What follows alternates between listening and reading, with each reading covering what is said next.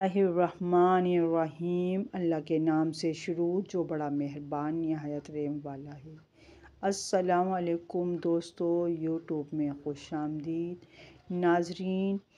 آج میری ویڈیو کا موضوع ہے استقبال رمضان و اعمال رمضان سیرت طیبہ کی روشنی میں بتاؤں گی۔ ناظرین کرام، میری ویڈیو کو فل واچ ضرور کریے گا تاکہ آپ کو استقبال رمضان سمجھ میں آ جاتی ہوں۔ ناظرین کرام، قرآن مجید اور حدیث نبوی میں رمضان المبارک کی بہت زیادہ فضیلت و عظمت بیان کی گئی ہے تاکہ مسلمان اس کے ثمرات و برکات سے محروم نہ رہ جائیں۔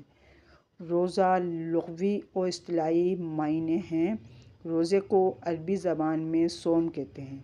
صوم کا لغوی معنی امساک یعنی رکنے کے ہیں، اور شرعی اصطلاح میں صبح صادق سے لے کر غروب آفتاب تک کھانے پینے اور عمل مباشرت سے رک جانے کا نام روزہ ہے۔ حضرت شیخ عبدالقادر جیلانی رحمۃ اللہ علیہ فرماتے ہیں، رمضان رمض سے ماخوذ ہے اور یہ ایک بارش ہے جو کہ موسم خریف میں برستی ہے، تو اس مہینے کا نام رمضان اس سبب سے ہوا کہ وہ ایمانداروں کے جسموں کو گناہوں سے دھو ڈالتا ہے، ان کے دلوں کو گناہوں کی آلودگیوں سے پاک صاف کر دیتا ہے۔ روزہ فرض و محکوم فرض عین ہے اور دین کا ایک بڑا رکن ہے۔ روزے کی 3 قسم کی شرائط ہیں۔ روزے کے وجوب ہونے کی شرطیں 4 ہیں۔ نمبر 1 مسلمان ہونا، نمبر 2 عاقل ہونا، نمبر 3 بالغ ہونا، نمبر 4 دارالاسلام میں ہونا یا جو شخص دارالحرب میں مسلمان ہوا ہو اس کو رمضان کے روزے کی فرضیت کا علم ہونا۔ روزے کی ادا کی واجب ہونے کی شرطیں 2 ہیں۔ نمبر 1 صحت مند ہونا، نمبر 2 مقیم ہونا۔ کے ادا کی صحیح ہونے کی 2 شرطیں ہیں۔ نمبر 1 نیت، نمبر 2 حیض و نفاس سے پاک ہونا۔ نمبر 3 استقبال رمضان میں حضور نبی کریم صلی اللہ علیہ وسلم نے خطبے میں فرمایا، حضور صلی اللہ علیہ وسلم رمضان المبارک کے فضائل اور اس کی خصوصیات کی بیان کا اہتمام فرماتے تھے۔ چنانچہ حضرت سلمان فارسی رضی اللہ تعالیٰ عنہ کی روایت ہے کہ رسول اللہ صلی اللہ علیہ وآلہ وسلم نے ہمارے سامنے عمومی طور پر ایک تقریر فرمائی جس میں آپ صلی اللہ علیہ وسلم نے ارشاد فرمایا، اے لوگو، تم پر ایک عظمت اور برکت والا مہینہ سایہ فگن ہو رہا ہے۔ اس مبارک مہینے کی ایک رات شب قدر 1000 مہینوں سے بہتر ہے۔ اس مہینے کے روزے اللہ تعالیٰ نے فرض کیے ہیں اور اس کی راتوں میں بارگاہ خداوندی میں کھڑا ہونے یعنی تراویح پڑھنے کو نفل عبادت مقرر کیا ہے۔ جو شخص اس مہینے میں اللہ کی رضا اور اس کا قرب حاصل کرنے کے لیے کوئی غیر فرض عبادت ادا کرے گا تو اس کو دوسرے زمانے کے فرضوں کے برابر اس کا اجر و ثواب ملے گا، اور اس مہینے میں فرض ادا کرنے کا اجر و ثواب دوسرے زمانے کے 70 فریضوں کے برابر ہوگا۔ یہ صبر کا مہینہ ہے اور صبر کا بدلہ جنت ہے۔ یہ ہمدردی غمخواری کا مہینہ ہے اور یہی وہ مہینہ ہے جس میں مومن کے ورث میں اضافہ کیا جاتا ہے۔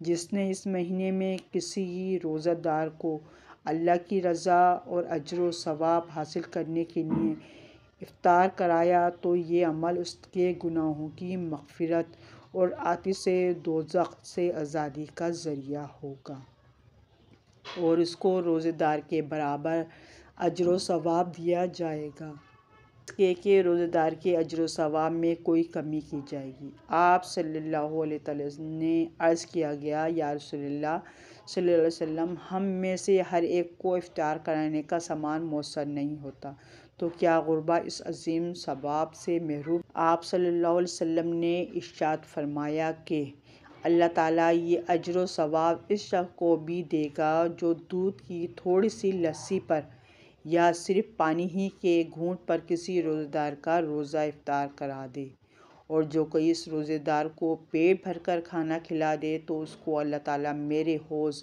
یعنی حوض کوثر سے ایسا سیراب فرمائیں گے جس کے بعد اس کو کبھی پیاس ہی نہیں لگے گی، حتیٰ کہ وہ جنت میں پہنچ جائے گا۔ اس کے بعد آپ رضی اللہ تعالیٰ عنہ نے ارشاد فرمایا، اس ماہ مبارک کا ابتدائی حصہ رحمت ہے اور درمیانی حصہ مغفرت ہے اور آخری حصہ آتش دوزخ سے آزادی ہے، اور جو آدمی اس مہینے میں اپنے غلام و خادم کے کام میں تخفیف اور کمی کر دے گا، اللہ تعالیٰ اس کی مغفرت فرما دیں گے اور اس کو دوزخ سے رہائی اور آزادی عطا فرمائیں گے۔ روزہ داروں کے لیے 5 مخصوص انعام۔ حضرت ابو ہریرہ رضی اللہ تعالیٰ عنہ نے حضور اقدس صلی اللہ علیہ وآلہ وسلم کا یہ ارشاد مبارک نقل کیا ہے کہ میری امت کو رمضان المبارک کے بارے میں 5 چیزیں مخصوص طور پر دی گئی ہیں جو پہلی امتوں کو نہیں ملی ہیں۔ نمبر 1، روزے دار کی منہ کی روزے کی وجہ سے بو اللہ کے نزدیک مشک و عنبر سے زیادہ پسندیدہ ہے۔ نمبر 2، روزے دار کے لیے دریا کی مچھلیوں تک کا دعا کرتی ہے اور افطار کے وقت تک کرتی رہتی ہے۔ نمبر 3، جنت ہر روز یعنی روزے دار کے لیے آہستہ کی جاتی ہے۔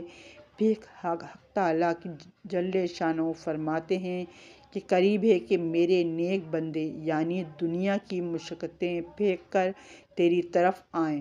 نمبر 4، اس میں سرکش شیاطین قید کر دیے جاتے ہیں کہ وہ رمضان المبارک میں روزے دار کو ان کی برائیوں کی طرف نہ لا سکتے جن کی طرف غیر رمضان میں لا سکتے ہیں۔ رمضان کی آخری رات میں روزہ داروں کے لیے مغفرت کی جاتی ہے۔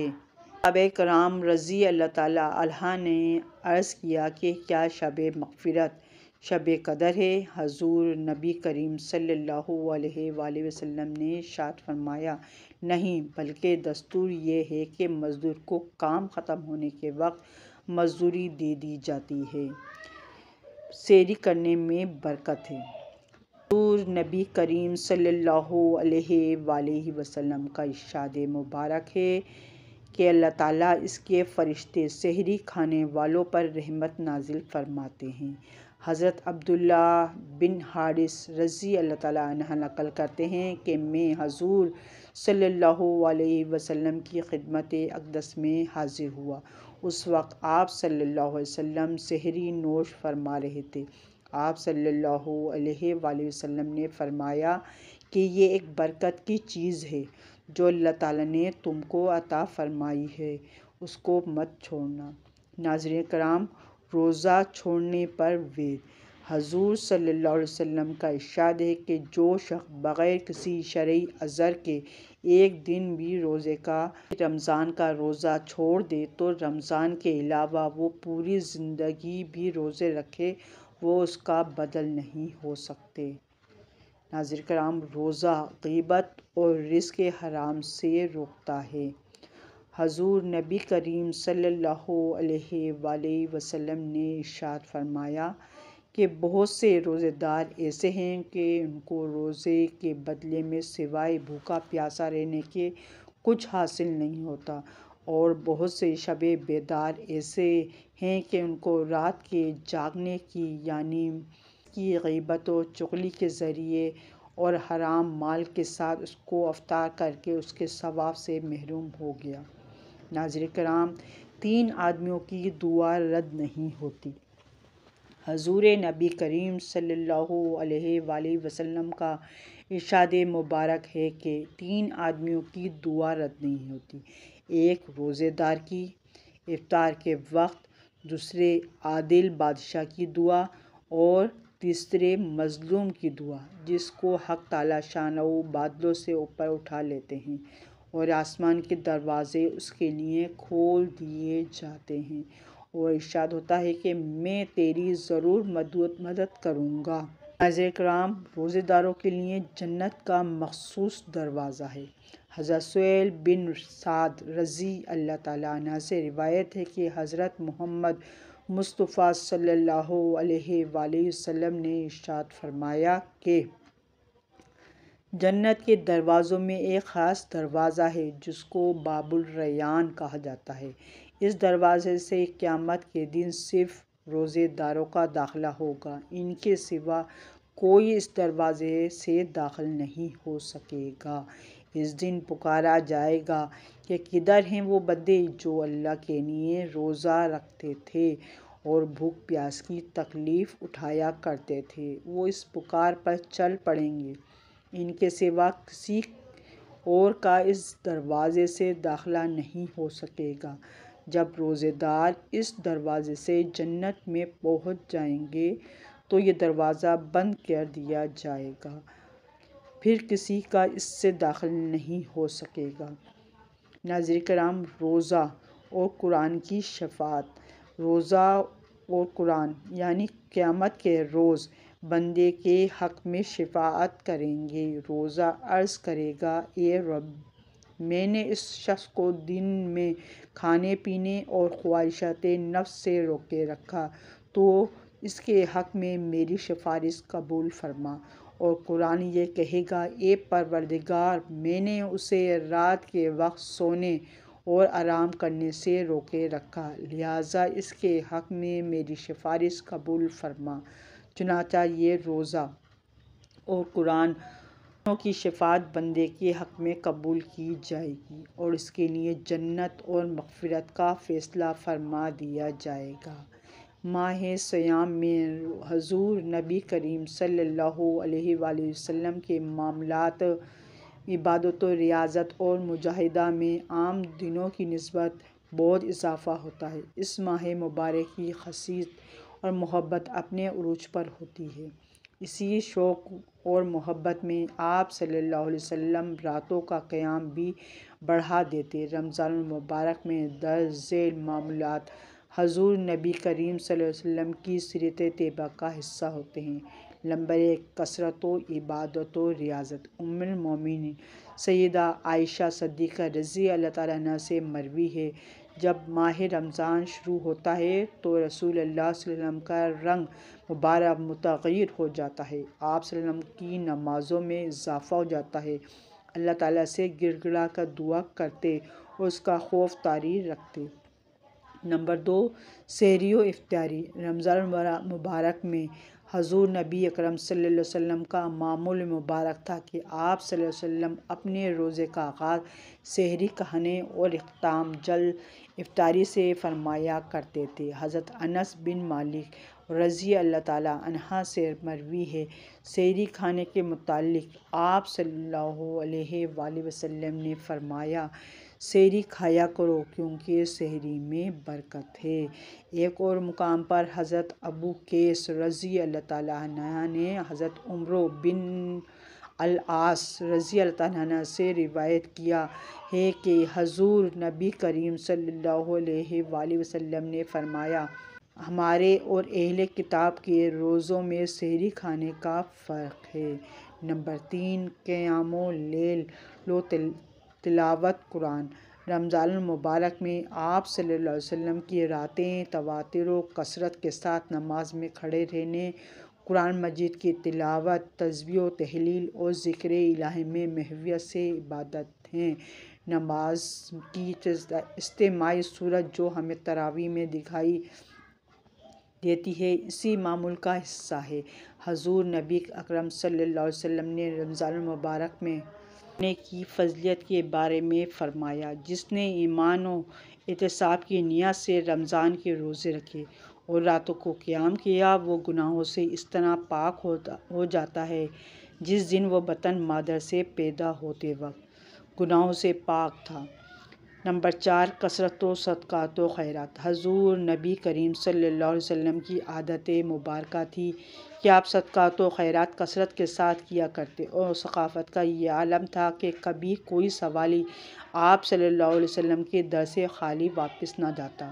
رمضان المبارک میں آپ صلی اللہ علیہ وسلم کی ثقافت اور صدقات و خیرات میں کثرت سال کے باقی 11 مہینوں کی نسبت اور زیادہ بڑھ جاتی۔ اس ماہ مبارکہ میں صدقہ و خیرات میں اتنی کثرت ہو جاتی کہ ہوا کے تیز جھونکے بھی اس کا مقابلہ نہ کر سکتے۔ حضرت عبداللہ بن عباس رضی اللہ تعالیٰ عنہ سے مروی ہے، جب حضرت جبرائیل امین آ جاتے تو آپ صلی اللہ علیہ وسلم بھلائی کرنے میں تیز ہوا سے بھی زیادہ سخی ہو جاتے تھے۔